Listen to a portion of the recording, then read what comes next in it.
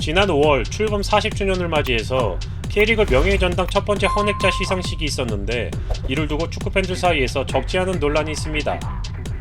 프로축구연맹은 1983년 K리그가 시작한 후 40주년을 맞아 그동안 필요성이 제기됐던 명예의 전당을 만들었는데요. 올해 첫 번째 헌액자로 심사와 투표를 통해 선수 부문에는 최순호, 홍명보, 신태용, 이동국이 선정됐고 지도자 부문에는 김정남, 공헌자 부문에는 고 박태준 포스코 명예회장이 선정됐습니다. 선수 부문의 경우에는 시기별로 구분해서 1에서 4세대로 나누어서 수상자를 선정하기도 했는데요. 헌액자들의 면면을 보자면 모두 대한민국 축구사에 대단한 업적을 남겼던 인물들로 그들의 화려한 경력과 축구에 대한 헌신에 대해서는 부족함이 없어 보입니다.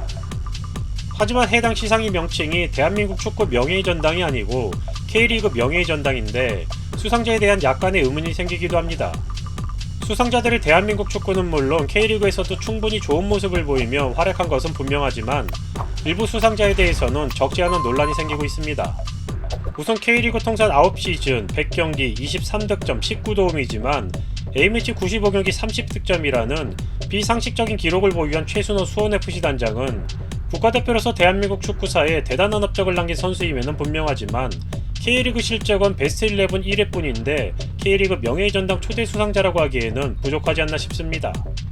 또한 이동국은 K리그 통산 548경기에 출전하며 통산 최다 MVP, 통산 최다 득점 등 기록으로는 나무랄 데 없는 훌륭한 선수이지만 1998년 부친에 의한 이동국 병역비리 청탁 사건과 2007년 아시안컵 당시 숙소를 이탈해 룸사롱을 가서 대한민국을 떠들썩하게 했던 사건, 2016년 전북이 심판 매수 사건에 대한 옹호 발언, 2023년 축구협회 사면 사건 당시 대한축구협회의 부회장으로서 모르쇠 사태 등을 감안할 때 후보로 이름을 올리는 것조차 부끄러운 상황인데 쉽게 납득이 가질 않습니다. 그리고 K리그 우승 2회, 감독상 1회라는 업적으로 K리그 명예의 전당 지도자로 수상된 김정남 전 감독보다는 최강희 전 전북현대 감독이 더 어울리지 않나 싶습니다. 전북현대를 이끌고 K리그 우승 6회, AFC 챔피언스리그 우승 2회, FA컵 우승 1회를 이뤄냈으며 총 6차례의 K리그 감독상과 AFC 올해의 감독상까지 수상한 전력이 있는 최강희 감독은 중하위권을 전전하던 전북현대를 K리그는 물론 아시아 최정상팀으로 만들어 놓은 장본인입니다. 혹자는 이를 두고 모기업의 전폭적인 지원이 없었으면 불가능했을 것이다 라고 폄하할 수도 있겠지만 최강희 감독이 떠난 후의 전북의 모습이나 전북에 버금가는 구단 운영비를 지출하고 있는 K리그의 타 구단들은 물론 세계적인 리그에서 감독들의 역량에 따라 팀의 흥망성쇠가 좌우되는 것을 비춰본다면 최강희 감독의 능력을 간접적으로 비교해볼 수도 있을 것입니다.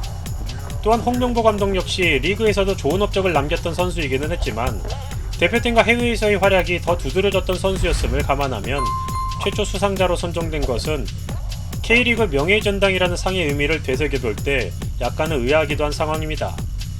공교롭게도 이번 수상자들의 경력을 보자면 신태용 감독을 제외하고는 모두 축구협회에서 임원 이상의 직책을 수행했던 경력이 있는데 물론 그들이 축구선수로서 훌륭했고 행정가로서의 자질에 대해서 논하자는 것은 아니지만 흔히 말하는 축구계 교질적인 문제인 축피아 논란에 대해서 한 번쯤 더 생각해보게 되기도 합니다. 과연 초대 수상자들이 K리그에서의 활약만 두고 볼 때 다른 이들에 비해 충분한 자격이 있었나라는 물음에는 일부 팬들의 입장에서는 의문이 생길 수도 있습니다. 명예의 전당에 입성하기 위해서는 꽤나 선정 기준이 높고 엄격한 좁은 문을 통과해야 된다고 생각합니다. 그래야 명예를 지킬 수 있고 헌액됐을 때 그 가치가 더 빛난다고 보여지는데 설사 기준에 부합되는 대상자가 없어서 수상자를 배출하지 못하는 경우가 있다고 하더라도 본래의 의미에 반하는 인물들을 무리하게 끼워 맞추는 식의 시상식은 의미가 없다고 생각됩니다. 물론 이번 영상에서 말씀드리는 부분은 단지 한 명의 축구팬으로서 의견일 뿐이며 수상자로 선정된 이들의 축구 커리어에 대해서는 매우 높이 존중하지만 누군가는 초대 헌액자로 선정되기에는 부족해 보이기도 하고 또 누군가는 명예의 전당이라는 곳에 이름을 남기기에는 쉽게 받아들여지지 않기도 합니다. 잉글랜드 프리미어리그의 전설 중 한 명인 전 맨체스터 유나이티드 선수였던 통산 109골과 162개로 도움 1위를 기록했던 라이언 긱스는 엄청난 기록에도 불구하고 사생활 논란으로 인해 EPL 명예의 전당 후보에조차 오르지 못하고 있습니다. 명예라는 것은 범죄자에게 있는 것이 아니라 고귀한 자들에게 주어져야 그 가치가 인정받을 수 있습니다.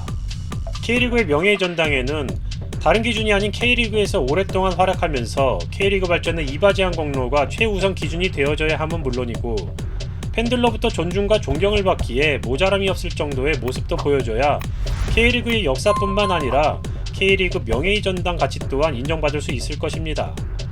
향후 2년 후에 있을 제2회 명예의 전당 헌액식부터는 좀 더 납득할 만한 수준의 시상식을 볼 수 있기를 축구팬으로서 기대하며 K리그 명예의 전당이 대한민국 스포츠에서 보다 권위 있는 자리가 되기를 응원하겠습니다.